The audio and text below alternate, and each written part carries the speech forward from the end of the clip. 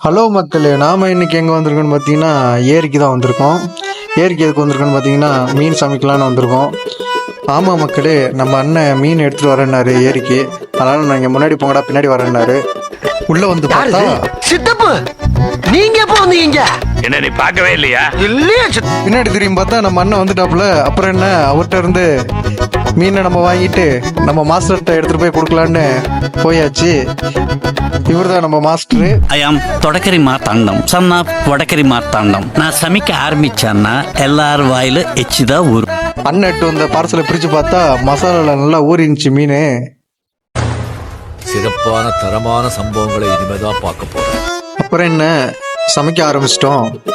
சூடான தோசைக்கல்லில் எண்ணெயை ஊற்றி நம்ம மசாலா தடவி வச்ச மீனை தோசைக்கல்லில் போட்டு பொரிக்க ஆரம்பிச்சிட்டோம். மீன் வேகிற வரைக்கும் அங்கிட்டு ஒரு பெரட்டு இங்கிட்டு ஒரு பெரட்டுன்னு பெரட்டிக்கிட்டே இருந்தோம். அதை பார்க்க எங்களுக்கு எல்லாம் பசி எடுக்க ஆரம்பிச்சிருச்சு.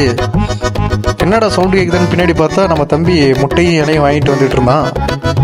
அப்புறம் என்ன, தம்பி வாங்கிட்டு வந்த இலையை ரெண்டாக விரித்து ஒவ்வொரு மீனாக எடுத்து வைக்க ஆரம்பிச்சிட்டோம்.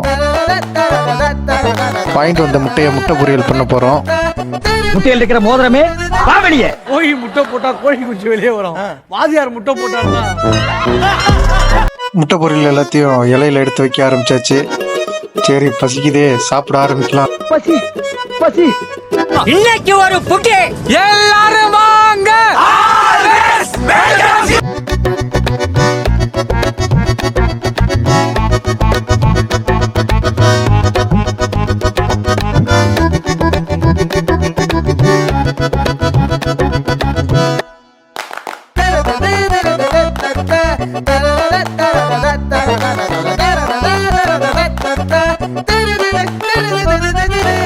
கடைசியாக ஆளுக்கு கொஞ்சம் செவனை குடிச்சிட்டு அங்கேருந்து கிளம்பிட்டோம் மக்களே.